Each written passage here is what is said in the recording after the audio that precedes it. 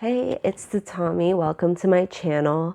Today I wanted to talk about the difference between hashtag times up and hashtag me too, because they are two totally different things. And I'm not sure why, but everybody mixes them up, and especially Me Too burdens the Me Too movement with shit that is just frankly not their job. They never said they were about this. So the Me Too movement is way older than the Time's Up movement. It was made in 2006, I believe, by a black woman named Tarana Burke for the black community and the underprivileged communities. So it was for black women mostly, because that's typically the most underprivileged when it comes to support for rape and sexual abuse. And by extension, it also served black trans women in general, people of color in general who had experienced sexual abuse. And if you go on to their channel, if you go on to their website, their blog, specifically the blog, it says in no uncertain terms what they do. Like, it literally says they are here to support the victim. They're here to support that person in reclaiming their story, reclaiming their healing, helping them heal, helping them find those resources, helping them find ways to, get over what occurred to them. And they also expressly state that their job is not to go after the accused. And the reasoning for this is because most rapes and sexual abuse are private affairs.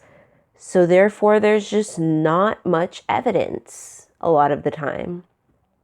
There's just not much evidence of these crimes a lot of the time. And even if there is evidence, it often gets lost due to, people taking a shower, just trying to forget about it, trying to pretend it never happened, thinking that they can just forget that it never happened, which is very common. It's very common for people to just be like, I'm going to pretend last night didn't happen. I'm almost mad at myself. Like, someone didn't make a whole ass choice to break the law. So that's the Me Too movement. It says expressly it does not go after the accused, because one, there's just not really much evidence usually, and two, that's not what it's here for. It's here to support the victim. And maybe that means the victim is saying their story. Maybe that means the victim is saying out loud, this happened to me too, and that gives support to other people. And I think that's why the Me Too movement is always on people's radar and always being called out by people like, what? The Me Too movement is hypocrites. What? The Me Too movement, blah, blah, blah. And I'm like, no, if somebody said Me Too, the Me Too movement did its job. If somebody went to the site and got hooked up with a counselor, the hotline, the newsletter, some information, videos, Me Too then thusly has done its job. If they get in contact and get to talk with someone directly who worked there, Me Too has done the full extent of what they were supposed to do. You know what I'm saying? Now, the Me Too movement was hijacked, in my honest opinion, by celebrities. But even while I feel like it was hijacked, because I feel like because things that are for black women, because things that affect black women affect pretty much a lot of other people, you know what I'm saying? Like, there's like kind of a hierarchy of oppressions, and black women kind of culminate and intersect with many, if not most, if not all of them. And so other people relate to our struggles and they want in, right?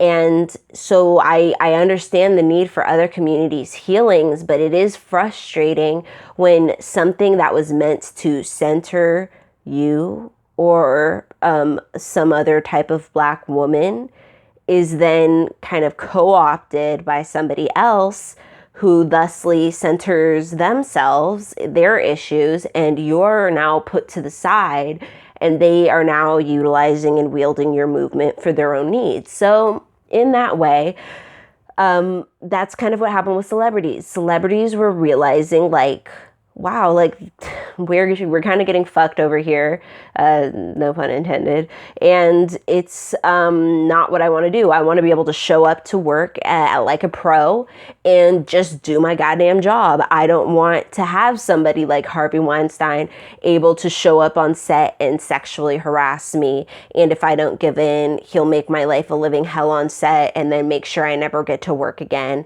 I don't want to have to indulge dicks like this. I don't want to have to do this. And further, if I, the most beautiful celebrity, the most beautifulest woman, one time I had a boss, y'all, who one of the other receptionists looked at his phone real quick, his screen, and he had put in the name of this work girl who we had recently hired as like freelance. This was like Cutco, you guys. And he was like, had typed in her name, like the most beautifulest, wonderfulest, sexiest, blah, blah, blah, her name. And we were like, okay. So anyways, that's why when I said that, that's what I was channeling, was like, I'm the most beautifulest, wonderfulest celebrity. And if I can't say something, I, who is a household name, who everybody knows, cannot say something about this, who can, right? Just like when Jeff Bezos was being like blackmailed or whatever about cheating on his wife. And he was like, if I, the richest man on earth, can't stop a blackmailer, who can? Who can? And they kind of have a point, which is why I'm saying I understand when other people have issues, they need to get solved. However, there's a huge part of me that's like, there are a lot of hashtags and a lot of words in the English language. I'm not sure why it always has to be a black hashtag in a black movement, why it has to be blank lives matter. Why can't you get up with your own thing and center yourself in your own movement made for you? But somehow white women became the face of the Me Too movement. And despite its very clear message, despite who created it, you know, even Time magazine, if you'll remember, put a bunch of people like Alyssa Milano and Taylor Swift, I think, was even on there. Like, what did she have to do with anything? What has she ever put in like effort compared to other people, compared to the people who made the movement? Didn't even get to be in on this interview in Time magazine. But this cover full of people who were not the people who actually were who it was supposed to serve or were really involved in the hard labor and work of the movement, were centered. And that's how like the movement really spread and went viral, how everybody was suddenly sharing using the hashtag. But something was missing, because these celebrities were like, we got some evidence. We've got a lot of us who are saying the same exact thing in different stories in different decades. She's here, she's here, she's here, she's here. And I'll say it, they all kind of looked the same. It wasn't even like, oh, he's got eclectic. No, he's kind of going after the same type of girl. It makes you even wonder if women were being chosen as actresses specifically because they looked like somebody that Harvey Weinstein wanted to sexually abuse, and not because they were actually that great of an actress compared to somebody else. But that is a whole nother thing to get into on another day. The point is that they were like, we want these people in jail, right? Bill Cosby's little gaggle of 12 or whatever, they wanted him in jail, right? All these people, they want something real they can hold on to. I personally, long before all this blew up and people knew what Time's Up and Me Too and all that stuff, I wanted R. Kelly in jail. The day I learned, like a decade ago, that he married Aaliyah at 15 and had that child all up in like all this other creepy shit, as a child sexual abuse victim myself, I was like, Done. Done. That's trash. Stop playing his music. Stop doing all of that. And, put in a lot of effort with a lot of other people online to help change people's opinions, because someone needs to protect Black girls when they're the ones being targeted. And that's a large reason why he, got away with it. So, there's a lot of people who want to see people punished, especially when they've done it to a whole bunch of people and they seem to be chronically getting away with it, going through victims, ruining life after life, childhood after childhood, young adulthood after young adulthood, ruining people's dreams, ruining people who could make contributions to the art scene, to the music scene, to the dance scene, to the whatever. And still they're out here being abused and held back by you because you're narcissistic and a jerk, basically. And so, yeah, I mean, people wanted to see Weinstein in jail, and I don't blame them. But they couldn't quite just do that, right? They can't just do that with the Me Too movement, because the Me Too movement is done once you've sent your tweet and you feel empowered by that and you've helped, share somebody. The Me Too movement is like, if that's all you wanted from it, then it's done. But there's only so far you can take it, because after you've used the resources, there is no going after the accused. Time's Up comes in. Now, Time's Up has quite a hefty, what's it called? Like, it's got a big wallet. They got a lot of donations. They get funding, I'm pretty sure, from the federal government. They get money because they're, I think, like a nonprofit. Their whole point, basically, and they've got lawyers on retainer. Their whole point is your time's fucking up. You've been doing this too long and your time's up, right? So they're the ones who are supposed to be going after people. They're the ones who I think people were trying to call out during this whole Joe Biden fingering situation, which is just, like, sir, why?